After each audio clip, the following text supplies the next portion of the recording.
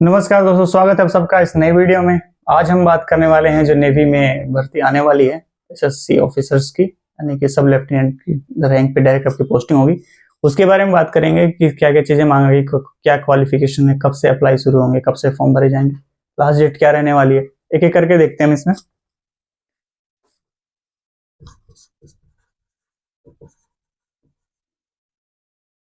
ये है Indian navy की एसएससी ऑफिसर्स, क्लियर है। ये भर्ती निकलने वाली है, स्टार्ट होने वाली है आपकी 24 फेब से, 24 फेब से ये चलेगी आपकी 10 मार्च। 10 मार्च तक भर्ती रहने वाली है, तो काफी शानदार है। अगर आप इंजीनियरिंग, ये बेसिकली इंजीनियरिंग के लिए, इंजीनियर के लिए इंजीनियर डिग्री है आपके पास, तो अभी बताऊंगा किस किस पोस्ट के लिए क्या रिक्वायरमेंट है। उसमें आप अगर एलिजिबल हैं उस चीज के लिए तो आप प्लीज इसको अप्लाई करें। और काफी अच्छी जॉब है ये, शॉर्ट सर्विस कमीशन ऑफिसर्स की। और पहली बात की है, सिर्फ और सिर्फ अनमैरिड के लिए है, अनमैरिड के लिए है,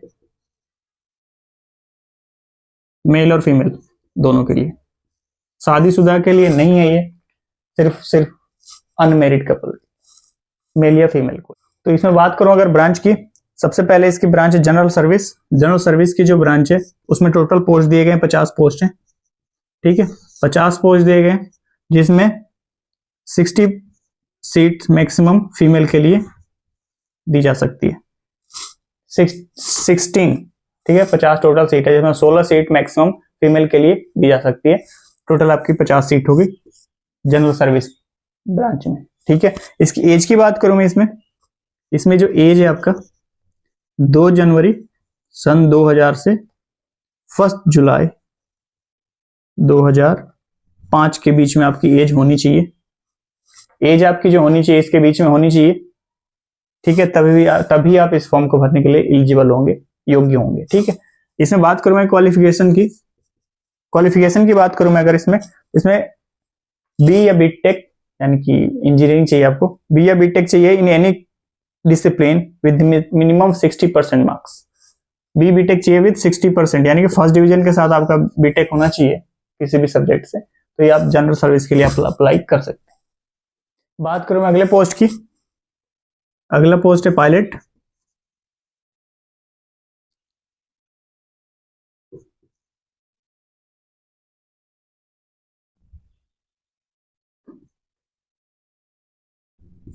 ये 3 पोस्ट पायलट की है।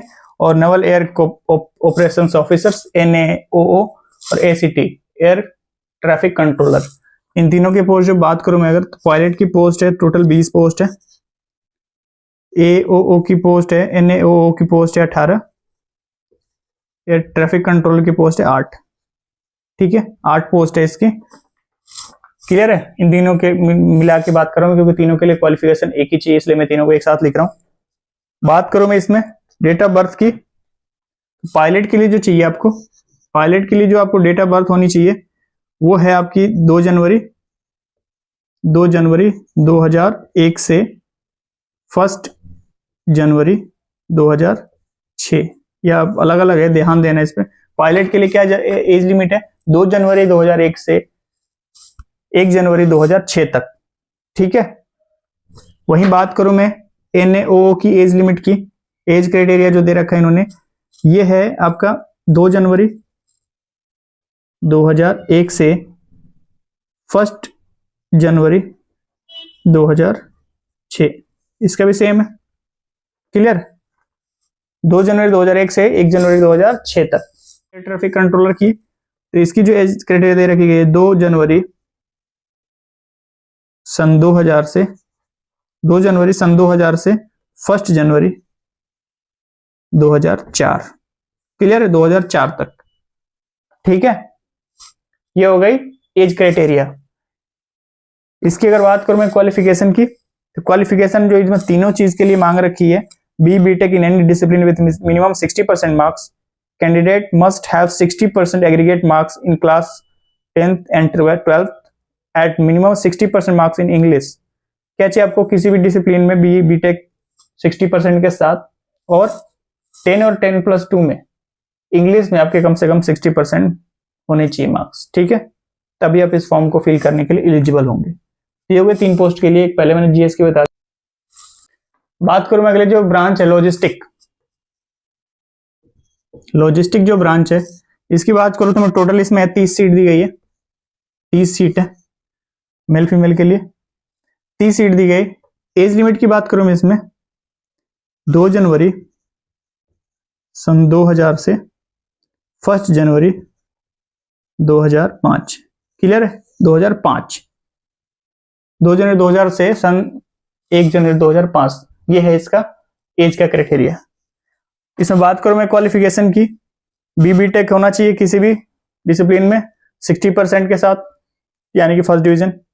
ये अगर नई डिग्री नहीं है आपके पास तो एमबीए हो फर्स्ट क्लास, एमबीए के साथ, एमबीए यानी कि मास्टर ऑफ बिजनेस एडमिनिस्ट्रेशन। ये भी नहीं है अगर तो बीएससी या बीकॉम हो या बीएससी आईटी हो with first class, along with PG diploma in finance logistics supply chain management. अगर आपके पास ये भी नहीं है, आपके पास बीएससी बैचलर डिग्री है, बीएससी है, बीकॉम है या बीएससी आईटी है, तो उसके साथ साथ क्या होना चाहिए आपके पास? पीजी डिप्लोमा होना चाहिए। किस फील्ड में? फाइनेंस में, लॉजिस्टिक में या सप्लाई चेन मैनेजमेंट में। क्लियर है? ये भी अगर आपके पास नहीं है तो और क्या चाहिए ऑप्शन? हो ये एमएससी, एमएससी हो, ठीक है, एमएससी या फिर एमसीए, एमएससी हो आईटी के साथ या फिर हो MC master of computer application with first class. 60% तो चाहिए आपको। तो लॉजिस्टिक के लिए ये सारी क्वालिफिकेशन है। अगर बीएससी है, बीटेक है आपके पास तो उसके साथ पीजी डिप्लोमा चाहिए, या फिर बीटेक है या बी है बैचलर ऑफ इंजीनियरिंग, किसी के साथ भी फर्स्ट डिवीजन हो वो भी अप्लाई। बात करूं मैं अगले जो ब्रांच है एनएआईसी नवल आर्मामेंट इंस्पेक्टोरेट कैडर, इसकी बात करूं मैं, इसमें जो टोटल पोस्ट दी गई है इसमें 10 पोस्ट है टोटल मेन वुमेन के लिए। बात करूं मैं इसमें डेट ऑफ बर्थ की 2 जनवरी सन 2000 से 1 जुलाई 2005। 2 जनवरी सन 2000 से 1 जुलाई 2005, ये है इसका एज क्राइटेरिया। बात करें इसमें क्वालिफिकेशन की, बीटेक हो 60% के साथ। क्लियर है? इन मैकेनिकल या मैकेनिकल ऑटोमेशन हो, इलेक्ट्रिकल हो, इलेक्ट्रिकल एंड इलेक्ट्रॉनिक्स हो, माइक्रो इलेक्ट्रॉनिक्स हो, इंस्ट्रूमेंटेशन हो, इलेक्ट्रॉनिक्स एंड कम्युनिकेशन हो, और बहुत सारी जो ब्रांच है जो आपकी इंफॉर्मेशन टेक्नोलॉजी हो, कंप्यूटर साइंस हो, कंप्यूटर इंजीनियरिंग हो, कंप्यूटर एप्लीकेशन मेटलर्जी हो, केमिकल मेटलर्जी हो, एरोस्पेस हो, एरोनॉटिकल इंजीनियरिंग हो, ये सारी चीजें होगी बैचलर डिग्री में। या फिर अगर बैचलर डिग्री आपको ये नहीं है तो आपके पास post graduation degree in electronics physics with minimum 60%। Clear? ये इसकी क्राइटेरिया है। एज होगी आपकी, जो क्राइटेरिया मैंने बता दिया क्वालिफिकेशन वो होगी इसकी।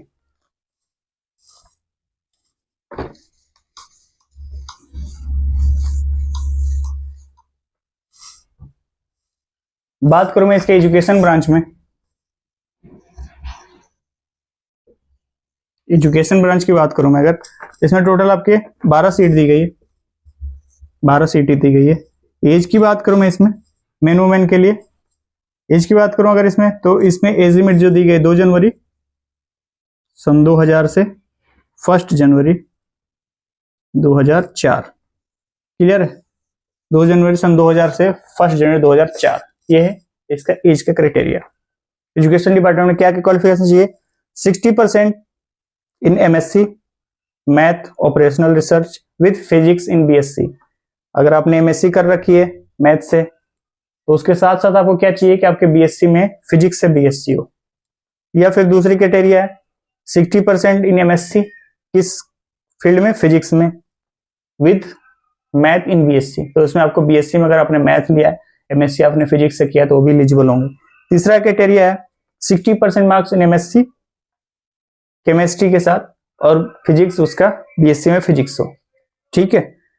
बी या बीटेक हो with minimum 60% in mechanical engineering, या मैकेनिकल इंजीनियरिंग में बीटेक किया हो 60% के साथ। या फिर हो बी या बीटेक हो 60% के साथ इलेक्ट्रिकल या इलेक्ट्रॉनिक्स एंड कम्युनिकेशन इंजीनियरिंग में, उसमें किया हो। या अगला क्राइटेरिया है 60% marks in MTech from recognised university with any discipline MTech in thermal में हो, या प्रोडक्शन इंजीनियरिंग हो, मेटलर्जी डिजाइन हो, इनमें हो, मशीन डिजाइन इसमें हो आपके पास क्राइटेरिया, तो इसमें आप एजुकेशन ब्रांच में आप जा सकते हैं।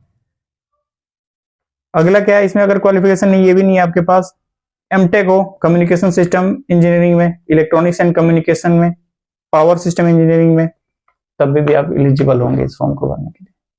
ठीक है, इसका लिंक मैं अपने डिस्क्रिप्शन बॉक्स में दे दूंगा।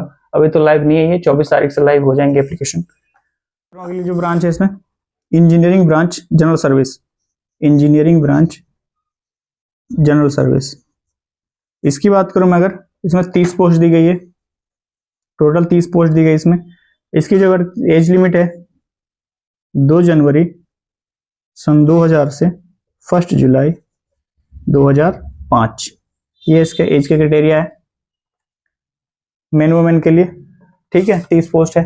बात करूं क्वालिफिकेशन की, B BTech with minimum 60% marks in mechanical with automation, instrumentation, production, aeronautical, industrial engineering, management, control engineering, aerospace, automobile, metallurgy,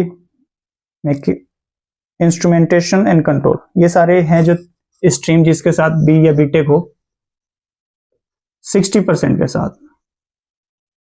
ये तो आपको 60% चाहिए। ठीक है, तो आप इस चीज के लिए एलिजिबल होंगे फॉर्म फिल करने के लिए।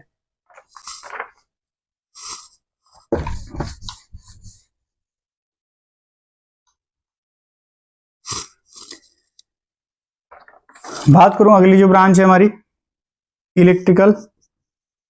इलेक्ट्रिकल ब्रांच है, ये है जनरल सर्विस की, ये भी ठीक है, जीएस की। टोटल पोस्ट की बात करूं इसमें 50 सीट है टोटल। एज की बात करूं मैं इसमें 2 जनवरी सन 2000 से 1 जुलाई 2005, 2 जनवरी सन 2000 से 1 जुलाई 2005 तक की एज क्राइटेरिया दे रखी गई है। बात करूं मैं इसमें क्वालिफिकेशन की, क्वालिफिकेशन जो मांग रखी है इसमें बी या बीटेक होना विद 60% आपके पास चाहिए। किस फील्ड में चाहिए आपको, बी या BTech, electrical and electronics and communication, electronics and telecommunication, applied electronics and computer, instrumentation, electronics and instrumentation and control, applied electronics and instrumentation, power engineering, power electronics, ये सारे स्ट्रीम है जिसके साथ आपके बी या बीटेक होना चाहिए विद 60%। क्लियर है। बात करूं मैं अगले ब्रांच की, नेवल कंस्ट्रक्टर की।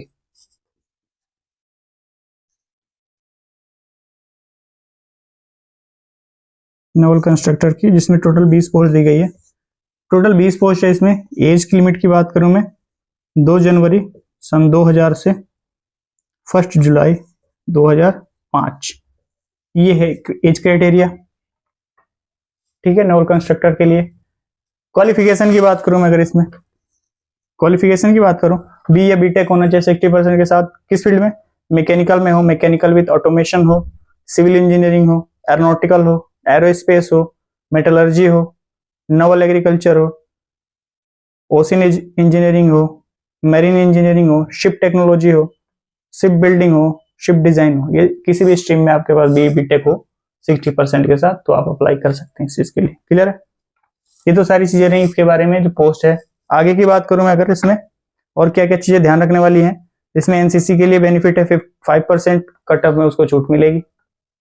ठीक है, कम से कम लेकिन बी ग्रेड होना चाहिए उसके सी सर्टिफिकेट पे, तभी आपको ये इसका फायदा मिलेगा। ठीक है, इसमें जो आपके मर्चेंट नेवी वाले हैं उनके लिए भी बेनिफिट है जो ऑलरेडी। ये चीजें रही आपके पोस्ट के बारे में। बाकी इसके एग्जाम से रिलेटेड जो भी अपडेट आएंगे आपके पास, कि हमारे पास जो भी आएंगी नोटिफिकेशन में कि किस तरीके से एग्जाम होने वाले हैं, इसके पैटर्न क्या रहने वाला है और इसका सारा सिलेबस वगैरह, तो उसके लिए भी हम वीडियो लेके आएंगे जरूर। प्लीज वीडियो अच्छी लगे तो प्लीज चैनल को सब्सक्राइब करें और बेल आइकन प्रेस करके रखें, ताकि जो भी ऐसी कोई गवर्नमेंट नोटिफिकेशन आती है नौकरी से रिलेटेड तो उसके बारे में आपको जानकारी मिलती रहे। धन्यवाद। जय हिंद, जय भारत।